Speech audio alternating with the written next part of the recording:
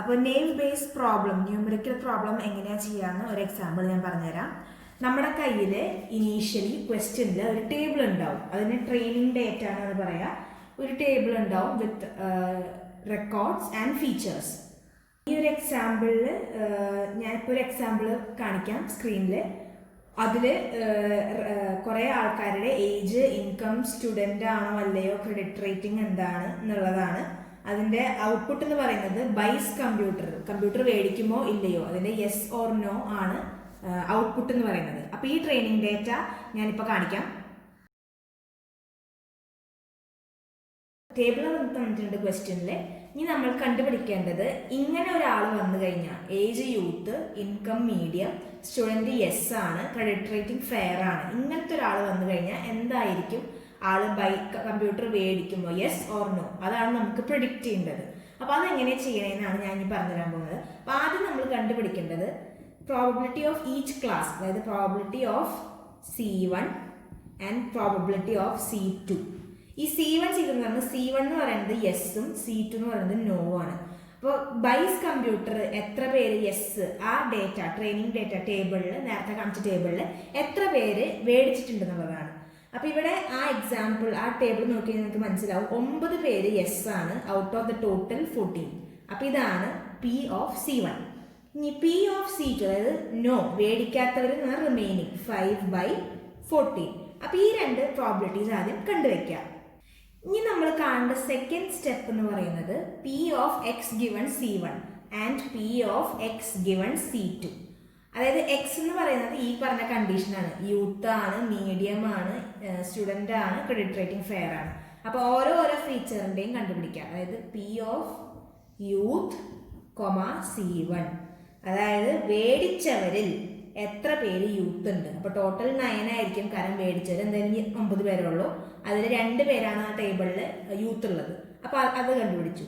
ഇനി മേടിക്കാത്തവരിൽ എത്ര പേര് യൂത്ത് ഉണ്ട്, P of youth given C2. അപ്പോൾ ഇവിടെ ടോട്ടൽ എന്തായാലും 5 ആയിരിക്കും.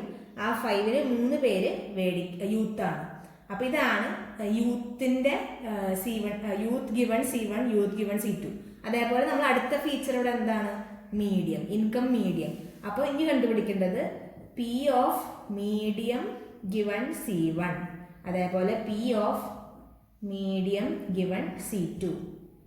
മീഡിയം ഗിവൺ C1 എന്ന് പറഞ്ഞാൽ ഔട്ട് ഓഫ് 9 എത്ര പേര് മീഡിയം ഉണ്ട് എന്നുള്ളത്. അത് നമ്മൾ ആ ടേബിൾ നോക്കിയാൽ 4 പേരാണ്. പിന്നെ ഔട്ട് ഓഫ് മേടിക്കാത്തവരിൽ എത്ര പേര് മീഡിയം ഇൻകം ഉള്ളവരുണ്ട്, അപ്പോൾ 2 പേര്.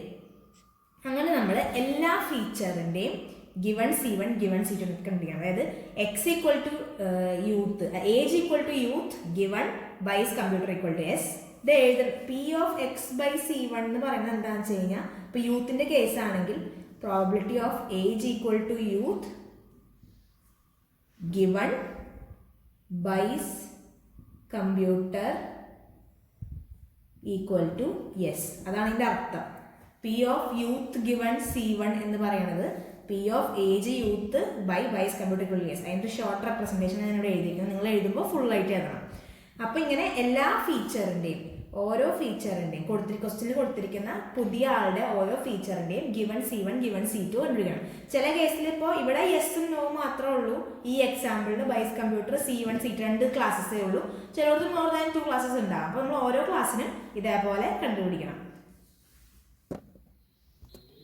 അങ്ങനെ ഇപ്പോൾ ഞാൻ എല്ലാവരുടെയും, എല്ലാ ഫീച്ചറുകളുടെയും youth, medium, yes, fair, given C1 given C2, അങ്ങനെ എല്ലാ കോമ്പിനേഷൻസും ഞാൻ കണ്ടുപിടിച്ചു.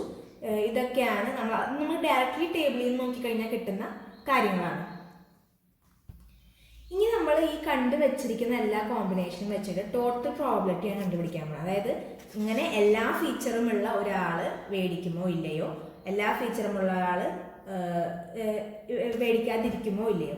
അപ്പോൾ ആ ഇത് കണ്ടുപിടിക്കാൻ നമ്മൾ എക്സ് ബൈ എസ് ഉള്ള എല്ലാ ഫീച്ചറിൻ്റെയും പ്രോബിലിറ്റീസ് മൾട്ടിപ്ലൈ ചെയ്യാം.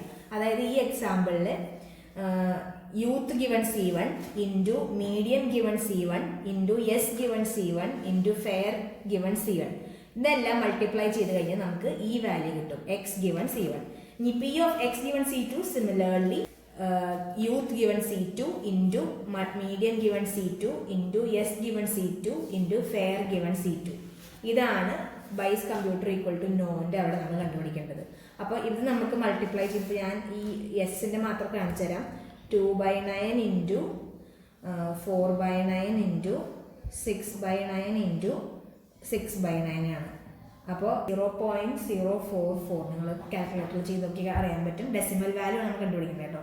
0.044. ഇവിടെ ഇതേപോലെ 3/5 ഇൻറ്റു 2/5 ഇൻറ്റു 1/5 ഇൻറ്റു 2/5 എന്ന് പറയുന്നത് ദ വാല്യൂ ഇസ് 0.019. അപ്പോൾ ഇത് രണ്ട് നമ്മൾ കണ്ടുപിടിച്ചു. ഇനി നമ്മൾ കണ്ടുപിടിക്കേണ്ട വേറൊരു കാര്യം എന്ന് പറയുന്നത് ഫൈനൽ സ്റ്റെപ്പ് എന്ന് പറയുന്നത് ഈ കണ്ടുപിടിച്ചിരിക്കുന്ന value into probability of yes, അതേപോലെ ഈ കണ്ടുപിടിച്ചിരിക്കുന്ന value into probability of no. ഞാൻ ഒന്നുകൂടിയും പറഞ്ഞുതരാം. P of X given C1 into P of C1, അതായത് ഇവിടെ എക്സ് ഗിവൺ C1 നമുക്ക് കിട്ടിയിരിക്കുന്നത് 0.044 ഇൻറ്റു പി ഓഫ് C1 എന്ന് പറയുന്നത് നമ്മൾ ആദ്യം കണ്ടുപിടിച്ച പ്രോബിലിറ്റി, അതായത് സ്റ്റെപ്പ് 1 കണ്ടുപിടിച്ച പ്രോബിലിറ്റി 9/14 ഇൻറ്റു 9/14. അപ്പോൾ ഇതിൻ്റെ വാല്യൂ ഇവിടെ കിട്ടുക 0.028 ആണ്.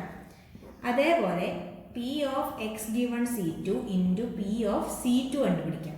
അപ്പോൾ നമുക്കിവിടെ P of X given C2 നേരത്തെ നമ്മൾ കണ്ടുപിടിച്ചത് 0.019 ആണ്. അപ്പോൾ 0.019 ഇൻറ്റു നമ്മുടെ ടോട്ടൽ പ്രോബിലിറ്റി ഫോർ നോ, അതായത് 5/14. ഈ വാല്യൂ നമുക്ക് കിട്ടുക 0.007 ആണ്.